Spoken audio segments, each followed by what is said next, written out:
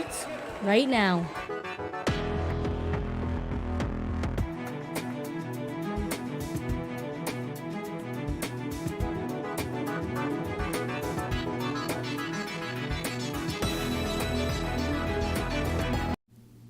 Good evening, I'm Andre Norrells.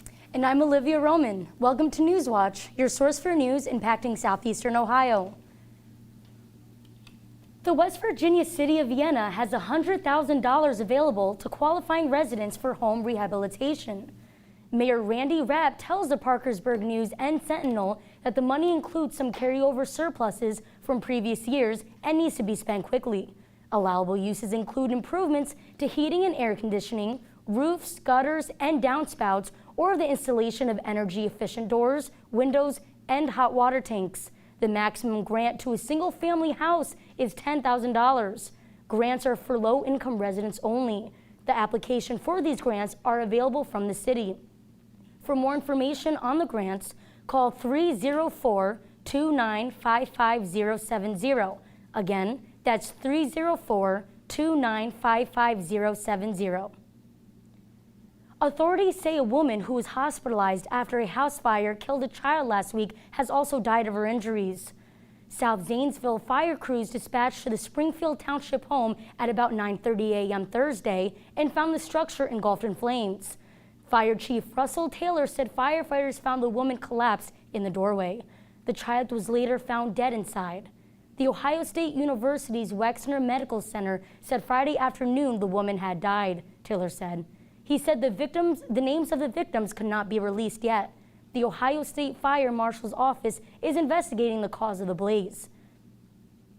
One Southeast Ohio town is getting big on a new festival with the hopes of revitalizing their downtown.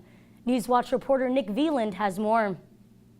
In the Hocking Hills, Logan, Ohio is known as an outdoor destination. But if you believe B. Mills, it's also home to something else. This creature called Bigfoot. Known as the Bigfoot capital of the state, the city is putting on its first ever Bigfoot festival in August. Being able to have this festival to help encourage not only Bigfoot, fun, education, conservation, but a little bit of restoration. And according to Mills, the vast forests and lakes throughout the Southeast Ohio region that you can see here create a perfect environment for Sasquatch. So this area is kind of a really nice nexus to be able to hone in on the possibility of Sasquatch living in this area. Back that up with the reports and the evidence that we've accumulated from this area, it just makes sense. The mayor of the city sees the festival as a great opportunity to use the mystique of Bigfoot to draw people to town. Interest that people have, and the fact that we've got this Bigfoot thing going on out there, why not capitalize on it? Why not get people to come down? Part of the proceeds from the festival will go to the revitalization of the Logan Theater. Theater president James Martin sees the theater being a huge part of the community when it's done.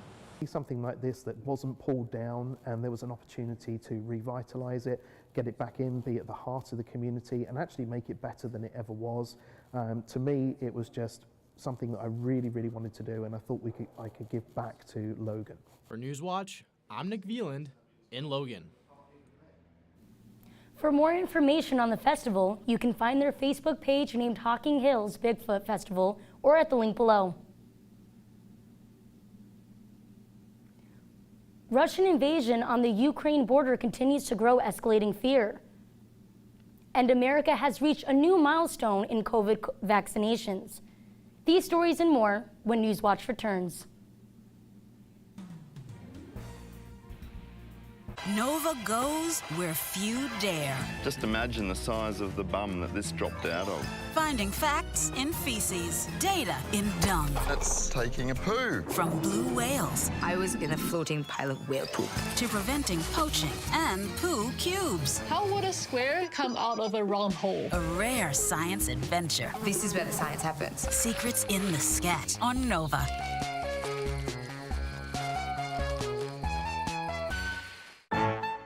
Next time on Antiques Roadshow, we've got treasures with priceless memories. What did people say when they saw you hauling around this big bat? Well, it did stick out. Yeah. It did stick out when I walked around with the show. They said, oh, you think you can hit with that bat? You think you can? It's very impressive, really. I had no idea. I don't know what to say. It's Antiques Roadshow, next time from Sands Point Preserve in Sands Point, New York.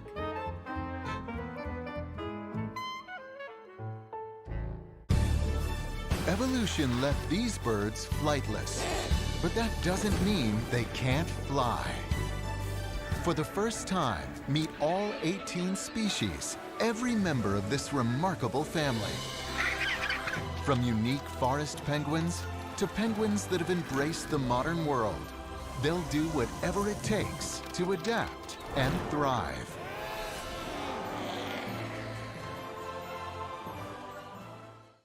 Lace up those sneakers and hit the hardwood, because Hardwood Heroes is back. Every Sunday night, we are bringing you the best basketball that the Tri-Valley Conference has to offer. Who will sit atop the TVC Ohio and TVC Hawking? Find out when you tune into WOUB Sunday nights at 11 and Monday nights at 6. And throughout the week, follow along on social media for scores, highlights, and more.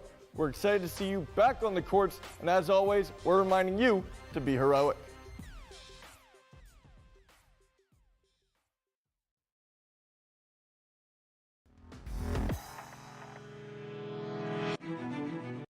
Good evening, I'm forecaster Cole Patterson, and tonight we are going to experience some below freezing temperatures with a low of 16. Overall, it's going to be pretty uneventful with some overcast skies, but it'll clear up as we head into tomorrow. And the winds will be calm. The temperatures are going to drop throughout the night, like I said, hitting a low of 16, so make sure to bundle up when you go outside tonight. We are also going to experience similar temperatures around the region with temperatures of 20 in Ripley, 14 in New Lexington, 16 here in Athens, and 13 up to the northeast in Columbus. We will also be experiencing a chance of rain later in the week with warmer temperatures throughout the week, but bitter overnight temperatures. So that'll be a consistent theme throughout the week. It'll be bitter overnight, but it'll be warmer throughout the days with that chance of rain coming in Friday night. But I'll have more on that in my full forecast. Back to Olivia. Thanks, Cole. Russian invasion on the Ukrainian border continued to grow, escalating fear. A number of high-level diplomatic meetings are being held today. These meetings come as the U.S. and NATO try to ease tensions in the ongoing Russian-Ukrainian border crisis. Russia continues to deny any plans of invasion but continue to build up forces near the Ukrainian border. Karen Kafa is in Washington with the latest. As tensions remain high along the Russia-Ukraine border, the West is urgently looking for ways to rein in Moscow. The whole question of Kyiv is preoccupying both of us, and the whole of Europe is at a critical crossroads here. Looking to cool the temperature, French President Emmanuel Macron became the first Western leader to sit down with Russian President Vladimir Putin since the standoff over Ukraine began. I think that today's discussion will start off at least a process of de-escalation. While in Washington, President Joe Biden welcoming new German Chancellor Olaf Scholz to the White House. Working on lockstep to further deter Russian aggression in Europe. The new chancellor's willingness to confront Moscow over Ukraine has been questioned, given Germany's reliance on Russian energy supplies. It's an important meeting at a very, very important time. The very diplomatic efforts are being conducted with the hope that enough unified pressure on Moscow will force a détente. As 4 sources say, new intelligence shows some Russian officials worry a full-scale invasion would be costlier and more difficult than the Kremlin realizes. Any conflict would be protracted, it would be painful, it would be sadly bloody, and it would be a genuine mistake for Russia to pursue this as a course of action.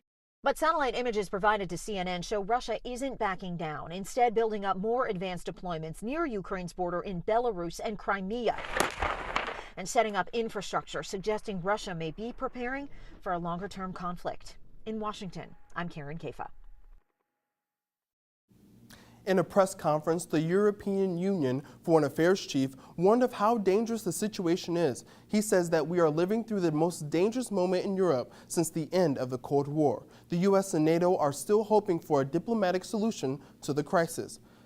Canada's capital remains paralyzed for the second straight weekend by a trucker protest. The truckers have blocked the streets of Ottawa with their big rigs to protest the country's COVID-19 mandates. While the noisy protests have been largely peaceful, police are stepping up personnel with the rise in violent threats. Paula Newton has the latest from Ottawa. The sound is deafening, and yet protesters are demanding to be heard. All day long, and at all hours of the night, those with the so-called Freedom Convoy say they're staying put until vaccine mandates are dropped, the masks come off, and life returns to the way it was. This whole event has gone beyond just vaccines, and it is now about the entire ordeal. We're asking for our freedom. That's all we want. So they've been free to park big rigs right next to the Prime Minister's office, free to set up camp in front of the country's national parliament.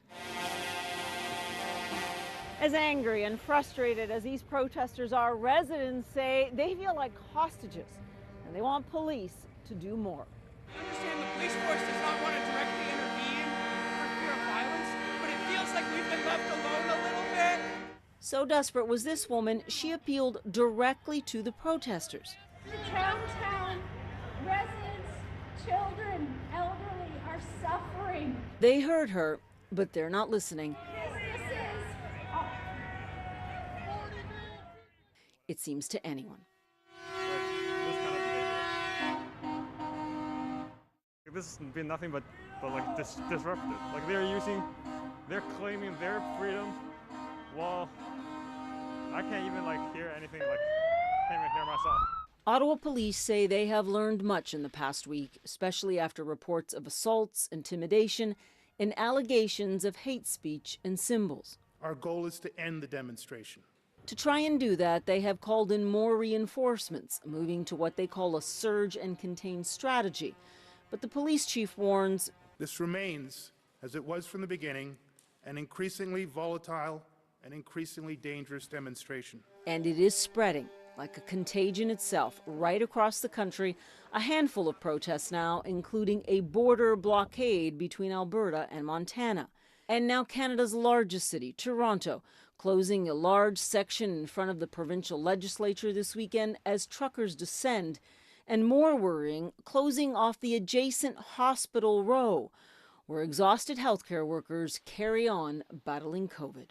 Anyone who attempts to disrupt hospital access and routes of emergency operations, including ambulance, fire, or police, will be subject to strict enforcement. And yet both police and political leaders are warning this now resembles an occupation with no quick or easy end.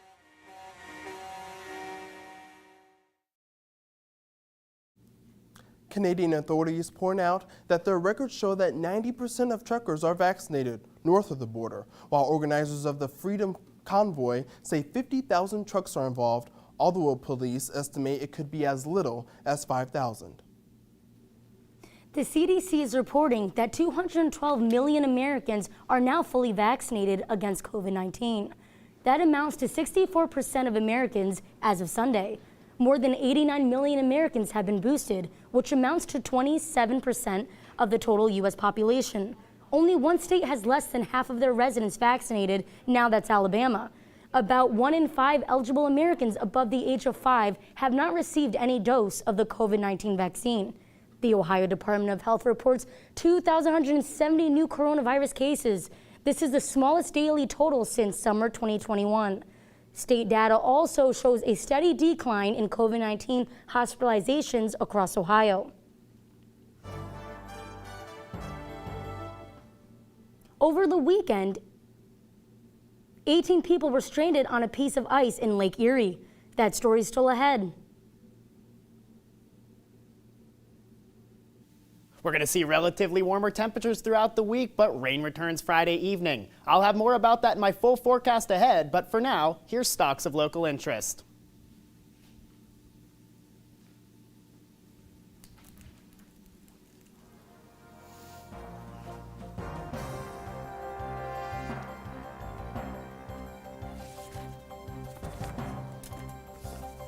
on Greta Thunberg, a year to change the world.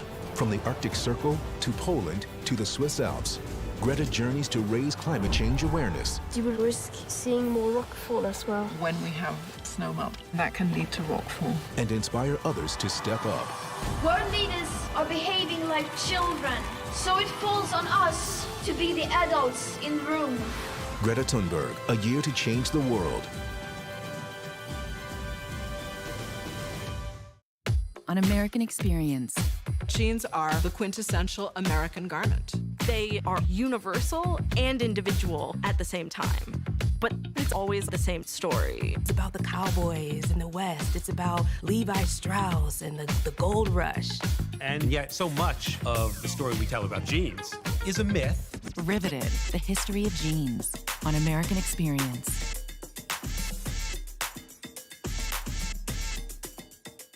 Nova goes where few dare. Just imagine the size of the bum that this dropped out of. Finding facts in feces, data in dung. That's taking a poo. From blue whales. I was in a floating pile of whale poop. To preventing poaching and poo cubes. How would a square come out of a round hole? A rare science adventure. This is where the science happens. Secrets in the Scat on Nova.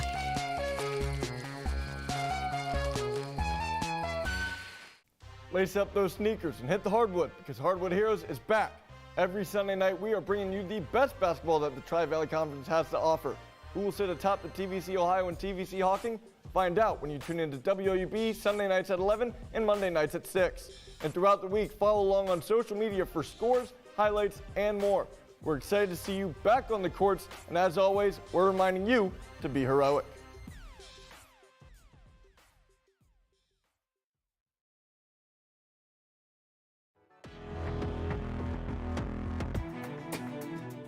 Good evening, I'm forecaster Cole Patterson, and tonight we're going to see some dropping temperatures hour by hour. 31 degrees at 8 p.m., dropping to 25 degrees at 10 p.m., hitting 22 degrees at midnight. And throughout the night, it's going to be cloudy, overcast. There's going to be those dropping temperatures, to which we'll hit a low of 16 tonight, and calm winds overall.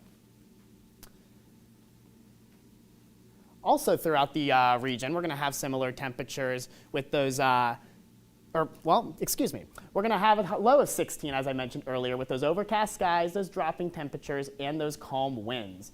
So bundle up if going outside tonight and anywhere in the region. We're going to have 16 degrees in Athens, 17 down in Jackson, 13 up in Columbus and Newark, and 19 over in New Martinsville. So definitely a chilly night. Like I said, make sure to bundle up, but overall uneventful, so no need to worry about hitting the roads. We are also going to have a whole bunch of storms down here in the south. We're going to have those clouds moving in, but like I said, uneventful up in the Midwest. So that's very nice for us because you don't have to worry about driving or anything tonight. All you got to worry about is bundling up and taking on those bitter cold temperatures. Hour by hour in the morning, we are going to start off at 17 degrees at 8 a.m., rising to 23 at 10 a.m., and hitting 30 by noon. We're going to see some sunshine tomorrow, so that's going to be very nice, but relatively warmer temperatures with the high in the low 40s tomorrow, so take advantage of that, as that won't last very long in Ohio's February. 40 degrees is the low tomorrow, like I said. Calm conditions, uneventful overall. We're going to have some light winds southwest, 5 miles per hour, but like I said, we're going to have some sunshine, so take advantage of that without any precipitation. And across the region, very similar, we're going to have sunshine, but lots of clouds also. We're going to have a high of 43 down in Ironton, 30 up in Columbus, 30 in Newark, and 36 all the way out in New Martinsville. And looking at the radar for tomorrow, we're going to still see that rain out in the southeast region of the United States, very similar to what we're going to see tonight. Dry conditions tomorrow, dry conditions really throughout the week until we hit Friday evening.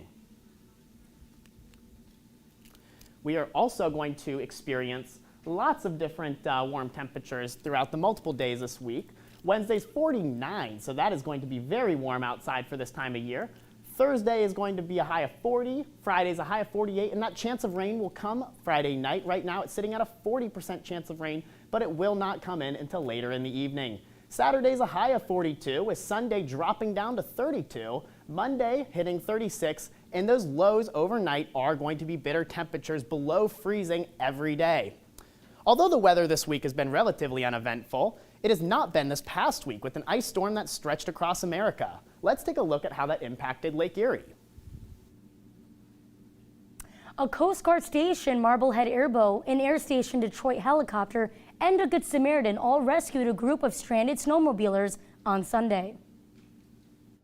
18 people trapped within minutes in desperate need of help as an ice floe separates from the shore while people are snowmobiling on Lake Erie. It happened within 20 minutes or so. That crack opens up and that wind pushes that ice pretty quick. You can see the gaping crack in the ice from viewer videos. Dustin Schaefer, who owns and pilots Island Air Taxi, witnessed what happened while working and said there's no question the group was in serious danger. That gap it's wide. I mean, when you see those little specks of people and you see a gap that's 30 times that size, you know they're not going to swim it or shoot across it. 19 meteorologist Kelly Doback warned that danger like this could happen on our Saturday night broadcast. We've seen this story before. This could easily allow for some of those cracks in the ice, especially along the lakeshore, and then you get stuck drifting away off into Lake Erie. It was all hands on deck, the U.S. Coast Guard in rescue mode because time was of the essence. Petty Officer 2nd Class Trent Gulliford is with the Coast Guard in Cleveland. Always stay cautious, but when the warmer temperatures are rolling in, definitely avoid going out on the ice. 7 people hoisted to safety by a helicopter, 4 were rescued by the Coast Guard airboat, and 7 others helped safely back to shore by a Good Samaritan on his airboat. Help Coast Guard Lieutenant Jeremiah Schleisel says was critical. We do have limits to our rescue assets, so it was a very good help that they were able to take 7 people. That was a very big deal. The United States Coast Guard and the National Weather Service warns everyone to stay off the ice on Lake Erie. Coast Guard officials said that just because the ice may look thick enough to walk on does not mean it is thick enough to support the weight or multiple people. Officials said the rescue operation began around 1 p.m. Sunday and concluded around 3:40 p.m. Ohio men's basketball looks to continue its hot streak against Toledo tomorrow night. And one of its players was named MAC Player of the Week. Find out who coming up next on Newswatch. Be sure to stay tuned to WOUB. Here's a look at what's coming up tonight on your public television station.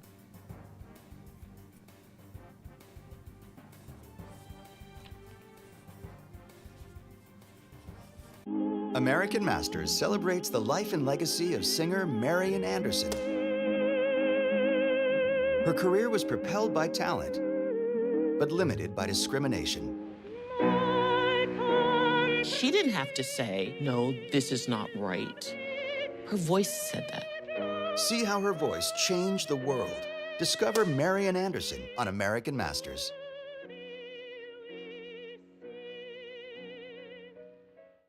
On Greta Thunberg, a year to change the world. From the Arctic Circle to Poland to the Swiss Alps, Greta journeys to raise climate change awareness. You would risk seeing more rockfall as well. When we have snowmelt, that can lead to rockfall. And inspire others to step up. World leaders are behaving like children, so it falls on us to be the adults in the room. Greta Thunberg, a year to change the world. To white Americans or black Americans, what everybody wants is an equal chance to have a piece of the action. Homeownership, to me, it means freedom. It is the backbone of America. For black Americans, it doesn't work that way. I didn't really understand how segregated the city was. It's also now trapped poor white people. Those struggles are shared struggles. The last generation standing is the one that's going to have to pick up the bill. Owned, A Tale of Two Americas. Monday, February 7th on Independent Lens. On American Experience.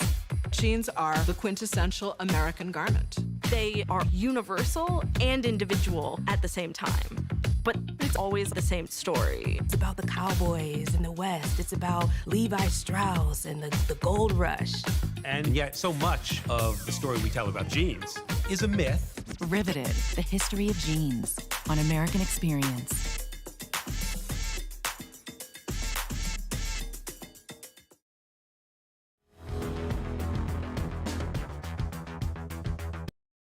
Good evening, I'm Juliana Colant. Jason Carter is the MAC Player of the Week following a solid 3-game run. The redshirt fifth year earns the award for his performance last week. Kicking off the week, Carter tied for a game-high 18 points against Ball State. Then Carter scored 17 points and pulled down a game-high 8 rebounds playing Eastern Michigan. Carter didn't slow down Saturday, scored a career-high 27 points and grabbed 18 rebounds against Western Michigan. Carter says he works hard on and off the court to improve his play. Every single night, I look at my matchup, see what I can do, and I've worked hard with the coaches to get better in that area because my efficiency wasn't great where I wanted it to be, and I've been watching a lot of film with Coach Barlow and all the other coaches, and also my teammates are getting me the ball in great spots. Ohio men's basketball is riding high from a victory over Western Michigan University Saturday. The Bobcats won 77-64 to improve their overall record to 19-3. This is the best start through 22 games in program history. Ohio led 40-39 at the half, then took charge offensively to secure the win. In addition to Carter's 27 points, Mark Sears had 25. The Bobcats and fans kept high energy at the Convo throughout the game. We knew it would be a tough challenge. That team plays really hard. They probably should have 3 wins, 4 wins. They've been in a lot of games, haven't been able to close them out, kind of like this one. But they continue to play hard, which we knew they would. I thought it was another awesome crowd, 7,588 people. Got loud in there, and great week for our guys. The first place Bobcats travel to Toledo to take on the second place Rockets tomorrow night. A shorthanded Ohio women's basketball team is recovering from a road loss to Northern Illinois yesterday. The Bobcats fell to the Huskies 80-70. Ohio took the court with only 7 available players. CeCe Hooks led the Bobcats with 20 points before leaving with an injury in the final 3 minutes. Ohio was forced to play with 4 on the court the rest of the game. The Bobcats' record is now 11-8 overall and 5-5 in the MAC. The women continue to fall in the MAC standings after being second last week. Ohio now sits at 7th place with its 5-5 record. Toledo remains in first at 11-1. Buffalo takes second with an 8-3 record. Ball State is third at 7-4. The top 8 teams advance to Cleveland for the MAC tournament in March. The Bobcats game against Ball State Wednesday is postponed due to a shortage of Ohio players. The Cleveland Cavaliers are playing strong ball before their new teammate arrives. The Cavs beat the Indiana Pacers yesterday 98-85. Cedi Osman led Cleveland with 22 points and Jarrett Allen grabbed 17 rebounds. Chris Durante led the Pacers with 22 points. The win follows a trade hours before tip-off yesterday between the two teams. The Cavs add Pacers guard Caris LeVert to their roster. Cleveland's 31-22 record puts them only 1 game behind Miami for first place in the Eastern Conference. The Cavs stay at home to play San Antonio Wednesday. I'm Juliana Colant, and that's it for sports. Back to you, Andre. Thanks, Juliana. Ohio Governor Mike DeWine has temporarily renamed 3 state parks in honor of the Super Bowl-bound Cincinnati Bengals. DeWine said Monday he renamed Burr Oak State Park in southeastern Ohio Burrow Oak State Park in honor of the Bengals quarterback Joe Burrow, who grew up near Athens. The governor renamed Paint Creek State Park in southwestern Ohio Evan McPherson Extra Point Creek State Park in honor of the kicker whose field goals helped propel Cincinnati to the championship. The governor also renamed Houston Woods State Park near Dayton Ickey Woods State Park in honor of legendary Bengals running back Ickey Woods. Along the state park names, some streets in the city of Cheviot are getting a name change as well. For what Mayor Samuel Keller says, all right, have a great night, everyone. Thank you.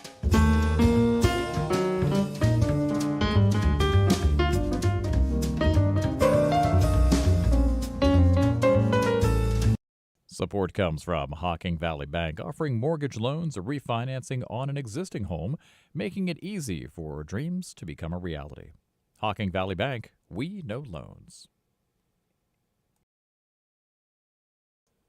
Support comes from Ohio University's Center for Campus and Community